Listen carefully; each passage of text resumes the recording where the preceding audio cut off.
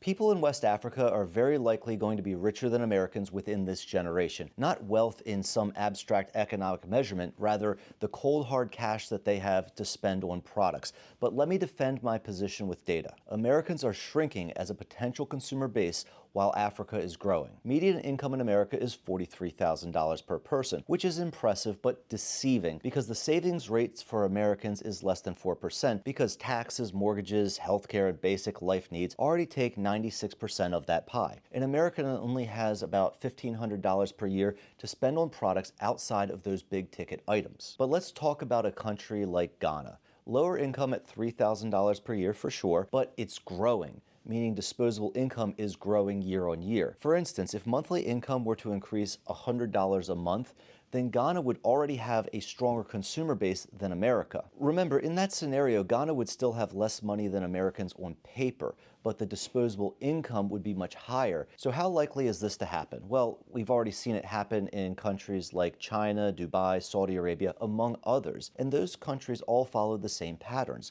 Initially, the West thought of them as poor countries. Then there was a growth in their value-added activities, which was followed by a growth in their GDP, which was ultimately followed by a growth in disposable income. Here's Ghana's manufacturing and GDP numbers over the last 20 years, which shows a clear correlation with what we saw in other developing markets. But there are some differences. West Africa is more resource-rich than any of those other regions I was talking about. They have the fastest growing college-educated population in the world, and they essentially have no personal debt to hold them back as consumers. So I think now is the time to get a foothold in the continent before everyone realizes how strong the region actually is. But I want to know what you guys think. Is West Africa going to be able to follow in the footsteps of countries like China? Let me know in the comments below.